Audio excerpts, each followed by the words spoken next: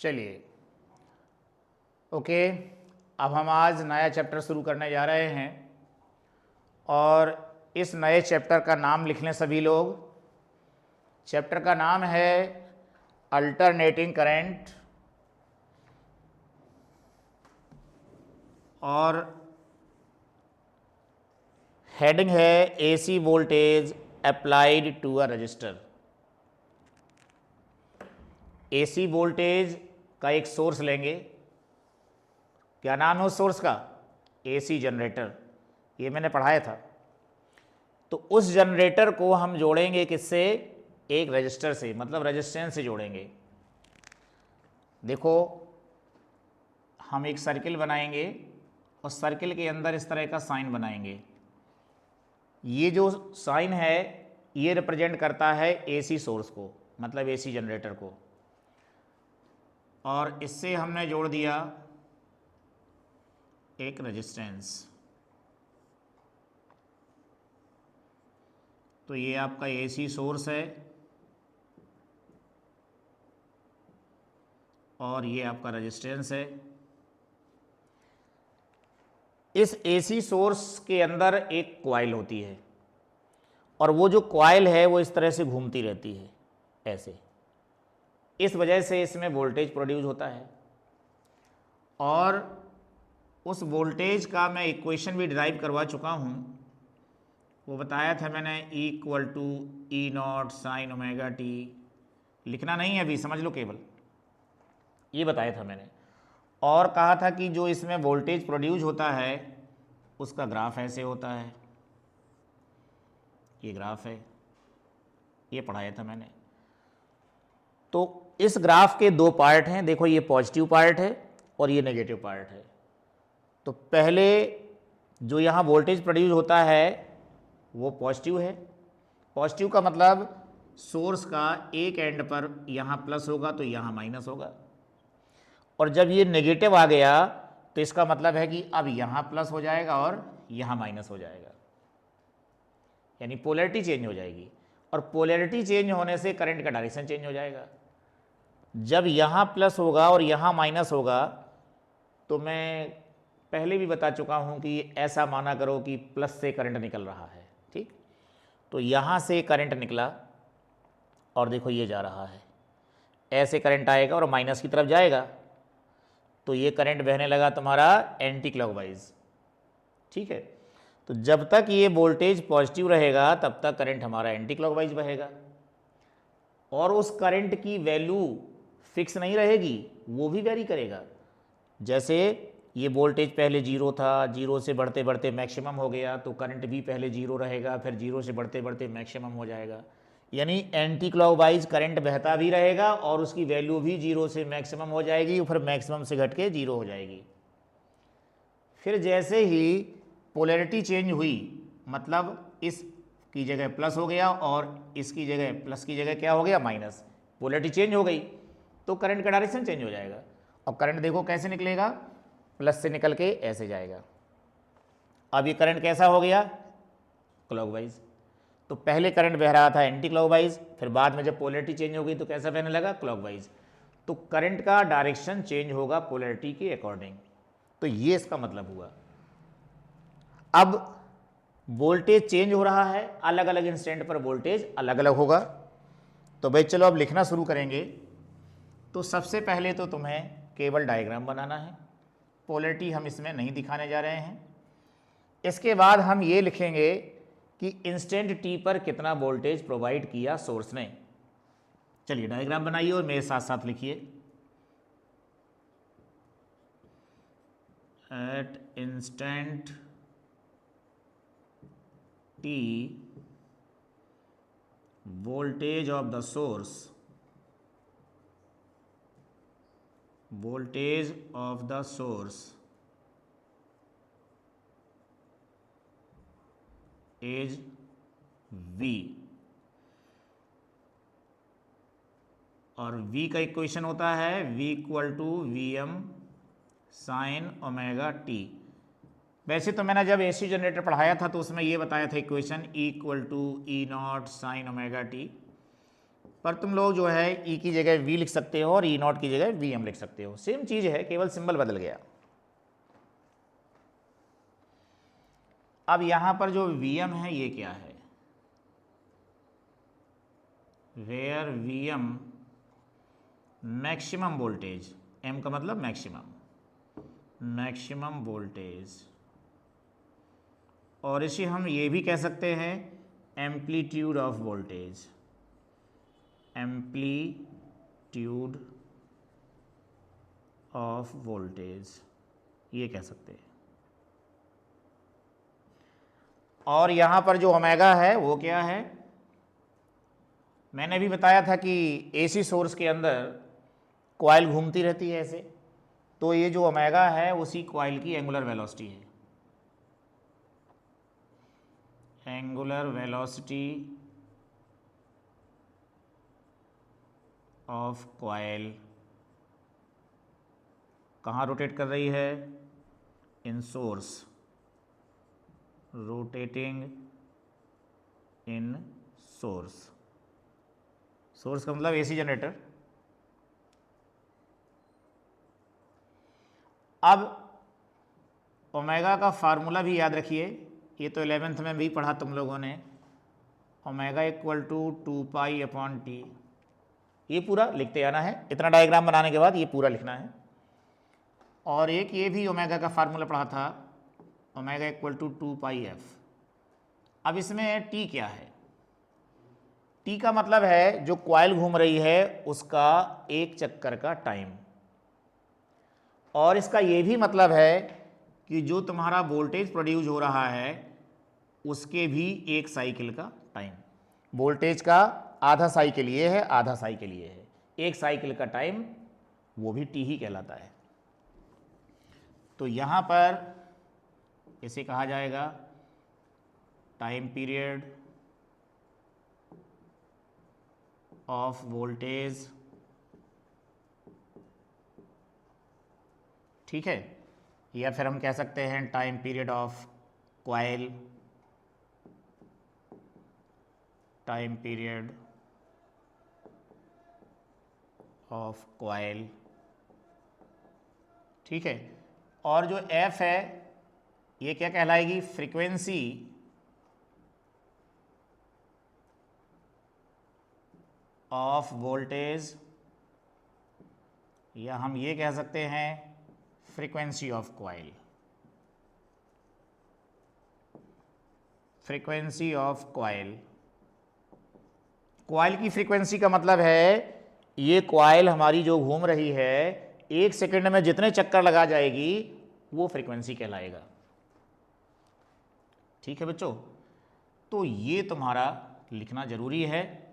अब इसके बाद में लिखना है तुम्हें this voltage is provided to the register. किसको मिलेगा वोल्टेज, भाई सोर्स ने जो वोल्टेज प्रोड्यूस किया वो किसको मिलेगा, रजिस्टर को मिलेगा, तो रजिस्टर में करंट बहेगा। अब हम करंट इन रजिस्टर निकालेंगे, current in register eight instant T. Actually यहाँ देखो वोल्टेज चेंज होता रहता है ना, तो इसमें जो करंट बहता है वो भी तो चेंज होता है, तो अलग अलग इंस्टेंट पर करंट अलग अलग होगा, तो इंस्टेंट टी पर कितना होगा वो लिख रहे हैं, एट इंस्टेंट टी एज। अब देखो निकालेंगे तो करंट निकालने का फार्मूला सिंपल सा, I equal to V upon R होता है। अब v की जगह पर हम ये इक्वेशन लिख देंगे, देखो v का इक्वेशन ये है V M sine omega t, तो I equal to V M sine omega t upon R. V M upon R ये करंट की मैक्सिमम वैल्यू कहलाएगी, तो I इक्वल टू हो गया I M sine omega t. तो बच्चों वोल्टेज के इक्वेशन में टाइम t मौजूद था, तो हमने कहा था कि अलग अलग टाइम पर वोल्टेज अलग अलग होगा। इसी तरह से करंट के इक्वेशन में भी टाइम मौजूद है, इसका मतलब अलग अलग टाइम पर करंट भी अलग अलग होगा। अब इसमें जो Im है, देखो उसे हम क्या कहेंगे, हियर Im को हम बोलते हैं मैक्सिमम वैल्यू ऑफ करंट या current amplitude, maximum value of current और करंट एम्पलीट्यूड भी बोलते हैं, current amplitude.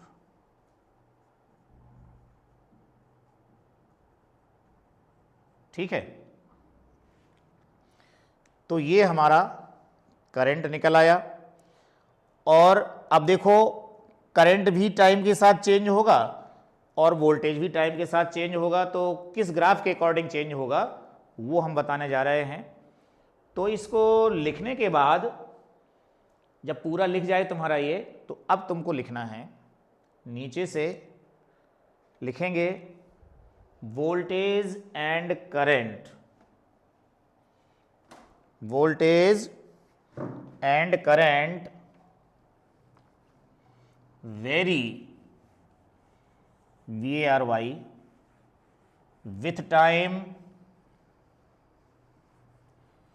according to following graph, according to following graph। चलो ग्राफ बना लेते हैं भाई। ग्राफ बनाने के लिए हम एक्स एक्सिस पर टाइम को रिप्रेजेंट करेंगे,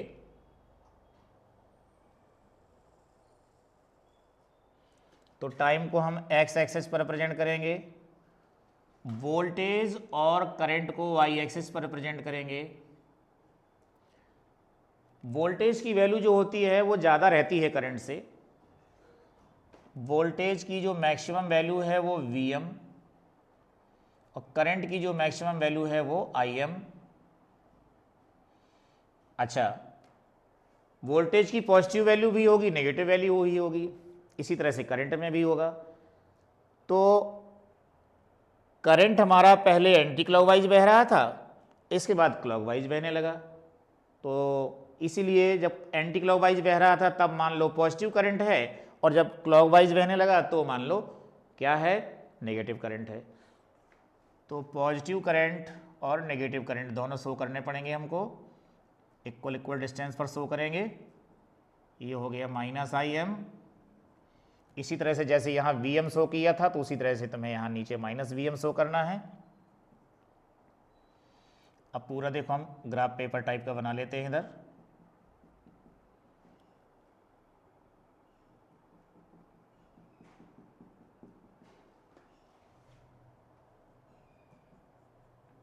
इस तरह से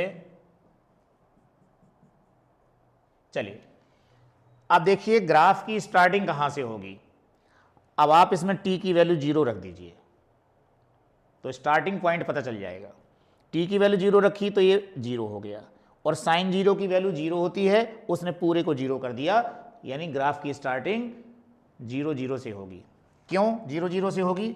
हमने जब t की वैल्यू 0 रखी तो v भी क्या आ गया, 0 आ गया, तो 0 0 से ग्राफ की स्टार्टिंग होगी। तो हम पहले वोल्टेज का ग्राफ बनाने जा रहे हैं। ये देखो वोल्टेज का ग्राफ बना रहा हूं मैं।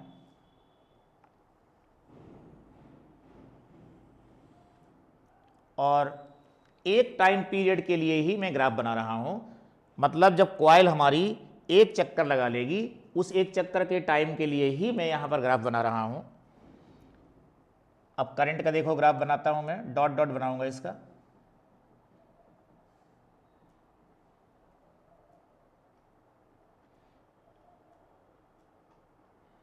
ये देखो करंट का बना दिया। ग्राफ बनाते समय एक चीज का ध्यान रखें, वोल्टेज वाले ग्राफ का जो पीक है और करंट वाले ग्राफ का पीक है बिल्कुल आमने सामने होना चाहिए। अब हम यहां से देखो एक लाइन ड्रॉ करें, तो ये कितना टाइम हो गया, t/4। मतलब जब कॉइल हमारी यहां सोर्स में घूमेगी तो जब 90 डिग्री का एंगल बना लेगी तो t/4 होता है, तो ये t/4 हो गया। अब t/4 टाइम पर अगर तुम देखोगे तो करंट मैक्सिमम है और वोल्टेज भी मैक्सिमम है, मतलब t/4 पर करंट अपनी मैक्सिमम वैल्यू पर है और वोल्टेज अपनी मैक्सिमम वैल्यू पर है। इसके बाद दोनों देखो यहाँ पर डिक्रीज करने लगे, ये डिक्रीज कर रहा है और करंट भी डिक्रीज कर रहा है और दोनों एक साथ जीरो हो गए।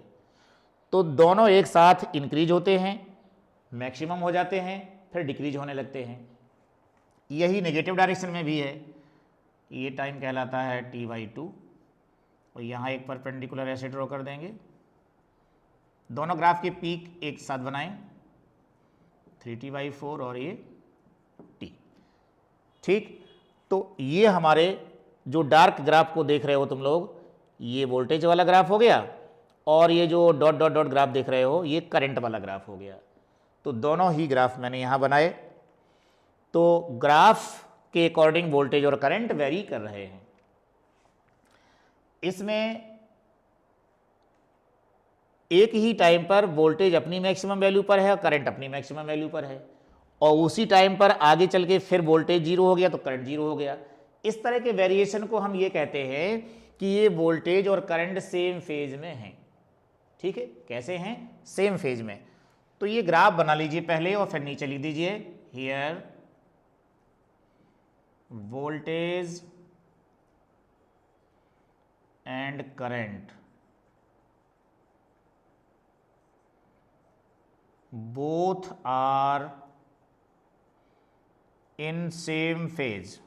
इन फेज भी लिख सकते हैं, इन सेम फेज।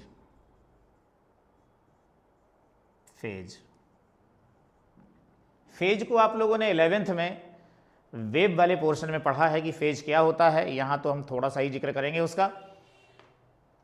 फेज को हम इक्वेशन से भी निकाल सकते हैं। देखिए साइन के बाद जो लिखा होता है ये आपका फेज होता है। ठीक है, तो अगर हम उसको देखें तो हम ये लिख सकते हैं यहां पर phase of voltage equal to omega t. इसी तरह से मैंने अभी यहां पर साइन करंट का इक्वेशन लिखा था, तो उसमें भी था I equal to I M sine omega t. इस तरह से देखो था उसमें I equal to I M sine omega t. तो उसकी फेज बताओ क्या होगी? मैंने भी बताया कि साइन के बाद जो लिखा है यही तो फेज है, तो ओमेगा टी इसकी भी फेज हो गई। तो नीचे से हम ये बात भी लिख देंगे phase of current equal to omega t. तो ग्राफ में एक जैसा वेरिएशन हो रहा है, इस बेस पर भी हमने कह दिया कि वोल्टेज और करंट सेम फेज में है, और साथ में इक्वेशन के बेस पर भी हमने कह दिया कि इसकी फेज ओमेगा टी है, इसकी फेज भी ओमेगा टी है, तो दोनों सेम फेज में हो गए। ठीक, तो ये तुम्हारा ग्राफ हो गया। अब हम इसका बनाएंगे फेजर डायग्राम। फेजर डायग्राम, तो हेडिंग लिखेंगे अब हम फेजर डायग्राम। फेजर डायग्राम, देखो बच्चों फेजर डायग्राम क्या होता है पहले उसको समझिए। फेजर डायग्राम,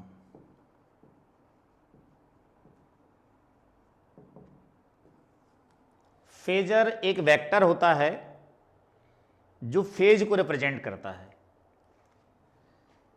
अब यहां देखें, मैंने यहां पर एक्स एक्सेस वाई एक्सेस बना दिए। तो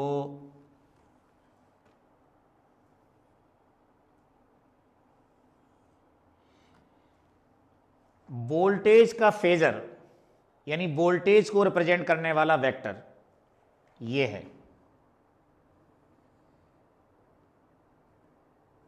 ये जो वेक्टर है ये वोल्टेज को रिप्रेजेंट कर रहा है, साथ में फेज को भी रिप्रेजेंट करेगा। फेज कितनी थी? Omega t. तो ये जो पॉजिटिव एक्स एक्सेस है इससे जो इसने एंगल बनाया वो आपका ओमेगा टी है। तो इंस्टेंट टी पर वोल्टेज का ये फेजर है और ये उसने एंगल जो बनाया ये फेज है। तो इंस्टेंट टी पर फेज कितनी है? Omega T. अगर हम इंस्टेंट टी के अलावा t1 इंस्टेंट ले लें तो इसी फेज को हम ओमेगा t1 लिख सकते हैं। फिलहाल हम टी के लिए कर रहे हैं, इसलिए T1 नहीं लिखेंगे, हम टी ही लिखेंगे। अच्छा, तो ये वोल्टेज का फेजर बन गया। अब हम बनाएंगे करंट का फेजर। तो तुमने अभी देखा है कि वोल्टेज की फेज और करंट की फेज सेम है, तो जो करंट का फेजर बनाएंगे यानी करंट का लिए वेक्टर जो बनाएंगे वो इसी के ऊपर आ जाएगा, कॉन्साइड कर जाएंगे दोनों, क्योंकि फेज सेम है ना, एंगल सेम है। तो इसी एंगल पर हम करंट का फेजर भी बना देंगे। करंट का फेजर थोड़ा कम लेंथ का रहेगा क्योंकि वैल्यू उसकी कम होती है। तो देखो ये जो बड़ा वाला वेक्टर है ये है फेजर ऑफ वोल्टेज, और जो ये छोटा वाला वेक्टर है ये क्या है, फेजर ऑफ करंट। इसको हम बगल में इस तरह से दिखा सकते हैं, ऐसी लाइन ले जाएं ताकि वैल्यू पता चल जाए कि देखो करंट की ये वैल्यू है। और इसके लिए हम इक्वेशन लगा देंगे, अभी हमने ड्राइव किया था Im sin ओमेगा टी। इसी तरह से हम वोल्टेज वाले को भी इधर ले जाएं और अब इसका इक्वेशन लिख देंगे, और वो है V इक्वल टू केवल Vm sin ओमेगा टी लिख देते हैं, Vm sin ओमेगा टी, यानी इंस्टेंट टी पर जो करंट की वैल्यू है वो I है और वोल्टेज की वैल्यू क्या है, V। तो ये जो मैंने वेक्टर बनाए हुए हैं इन्हीं वेक्टर को बोलते हैं फेजर, ठीक है। और ये जो एंगल है ये क्या है, फेज। तो इस तरह से फेजर डायग्राम बना लिया। ओके, बना लो इसको।